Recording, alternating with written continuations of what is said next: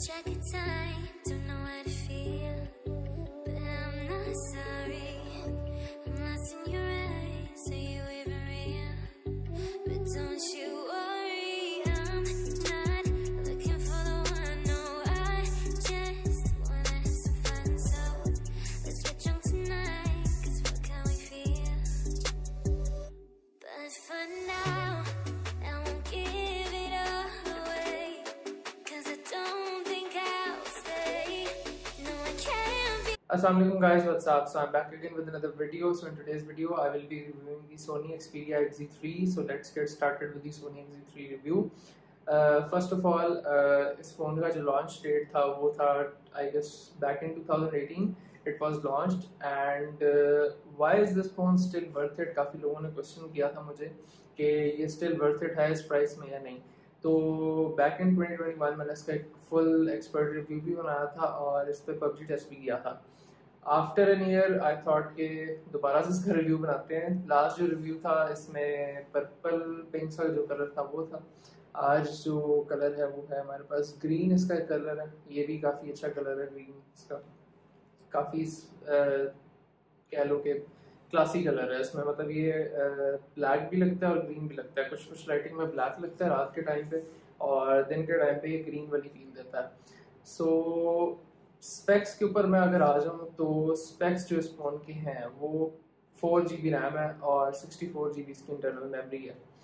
और आजकल के टाइम के लिहाज से 4 GB रैम सॉर्ट ऑफ कम तो कह सकते हो, लेकिन स्टिल इनफ भी है अगर हम इसका बजट देखें ना. स्पेशली तो बजट के लिहाज से अभी भी 4 GB रैम अगर ये प्रोवाइड कर रहा है तो अच्छा है, क्योंकि इस प्राइस ब्रैकेट में हमें जो फ़ोन्स मिलते हैं वो मिलते हैं मोस्टली रेडमी वगैरह के और ओप्पो वगैरह के यूज फ़ोन्स आते हैं बॉक्स पैक फ़ोन. तो अब मेरे ख्याल सैमसंग का भी जो है वो 25,000 से नीचे नहीं मिलता. जो सैमसंग का बेसिक मॉडल होता है फ्लैगशिप कह रहा हूँ, बिल्कुल मिड रेंज जो फ़ोन होता है वो भी इतने का नहीं आता. और ये एक फ्लैगशिप डिवाइस है. इसका डिस्प्ले क्वालिटी, इसकी प्रीमियमनेस, इसकी हैंड्स ऑन फील, मतलब आउट ऑफ द बॉक्स है ये फ़ोन इस प्राइस ब्रैकेट के लिहाज से. तो प्राइस ब्रैकेट को अगर देखें ना तो ये अभी भी स्टिल 18 से 20-21 हज़ार का आपको मिल जाता है मार्केट में इजीली. एंड काफ़ी लोगों ने लास्ट इसका जो रिव्यू मैंने बनाया था तो उसमें पूछा था कि इसका PT अप्रूव का क्या टैक्स है. तो ऑनेस्टली लास्ट टाइम भी मैंने इस पर 500 रुपये ही पे करवाया था और इस बार भी ये 500 रुपीज़ में पे हुआ है. बीच में कुछ आया था टाइम जिसमें ये इसका टैक्स थोड़ा सा बढ़ गया था. तो टैक्स बढ़ने के बाद जो है अब ये फ़ोन आपको अभी भी अगर आप इसको अप्रूव करवाते हो तो आई गेस 500 रुपीज़ में होता है. ये आई डोंट नो ये PTA की वेबसाइट पे या इसकी जो 8484 हैश डायल करते हो आप, जो PTA अप्रूव करवाते हो उन पे ये शायद उनको नहीं पता कि ये भी इम्पोर्ट है, लग्जरी आइटम है. बहरहाल आई डोंट नो 500 रुपीज़ में अप्रूव हो जाता है बहरहाल. इसीलिए इसकी अभी तक प्राइस वहीं की वहीं. अगर देखें ना 19-20 हज़ार का आपको अभी भी स्टिल ये मिलता है. बहुत प्रीमियम कंडीशन में अगर बिल्कुल 10/10 अभी माइनर स्टफ के साथ तो मिलता है आपको 18-19 हज़ार का.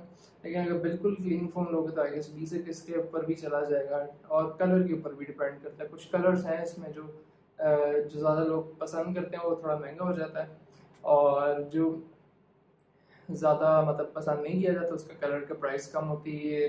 खैर आईफोन्स में भी ऐसा ही होता है. अगर आप बड़े लेवल के जो फ़ोन्स हैं इनके 11 सीरीज से अपवर्ड अगर चले जाते हो तो गोल्ड और ब्लू की डिमांड ज़्यादा होती है, उसकी प्राइस ज़्यादा होती है. सिल्वर स्पेस ग्रे की डिमांड कम होती है और उसकी प्राइस भी कम होती है.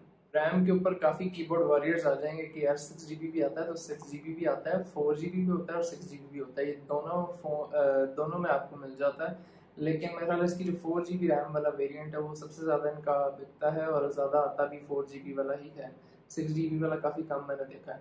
और प्राइसिंग में अगर देखें ना तो 19 से 20 हज़ार में अब आपको इसका कंपैरिजन अगर हमने किसी फ्लैगशिप डिवाइस से करना ना तो हम Pixel 3 के साथ कर सकते हैं. इसका कंपैरिजन मैंने Pixel 3 का भी रिव्यू लगाया हुआ है, आप पॉपअप पे जाके देख सकते हैं. Pixel 3 का जो रिव्यू था उसमें भी मैंने सारा एक्सप्लेन किया था. उस वक्त जब मैंने Pixel 3 बनाया था रिव्यू तब वो 25-26 का होता था. अब वो भी सेम प्राइस में आ गया. 19 से 20 हज़ार रुपये में आपको Pixel 3 भी मिलता है. लेकिन मेरे ख्याल से अगर आप कैमरे को इग्नोर कर दो ना तो इसका डिस्प्ले Pixel 3 से बहुत ऊपर है. इसका डिस्प्ले बहुत अमेजिंग है, 6.0 इंच स्क्रीन है, तो सबसे बड़ी प्लस यही है कि इसका स्क्रीन साइज बड़ा है और ये POLED है एंड 1440 रेजोल्यूशन के साथ एक टुक्के पैनल है और ये एजी डिस्प्ले है, काफ़ी प्रीमियम डिवाइस आपको लगती है, ऐसा नहीं फील होता कि यार you are using a mid range phone, तो इसमें प्रॉपर एक फील आती है आपको कि आप कोई अच्छा महंगा फ़ोन यूज़ कर रहे हो। तो ये इसका एक प्लस पॉइंट है पिक्सल 3 से कंपेयर अगर हम इसको कर लें। मिड रेंज फ़ोन के साथ आप इसको कंपेयर करो ही मत, क्योंकि उसका तो फ़ायदा ही नहीं है इसको कंपेयर करने का। अब लोग पूछते हैं कि बॉक्स पैक ले लें कोई फ़ोन या ये ले लें, तो भाई अगर एंजॉय करना फ़ोन और पैसे कम खर्च के एंजॉय करना तो ये फ़ोन बेस्ट है ऑनेस्टली, क्योंकि अगर आप बॉक्स पैक कोई भी फ़ोन लेते हो उनमें फास्ट चार्जिंग भी नहीं होती, मोस्टली वो गिमिक होता है, वो फास्ट चार्जिंग होती ही नहीं है।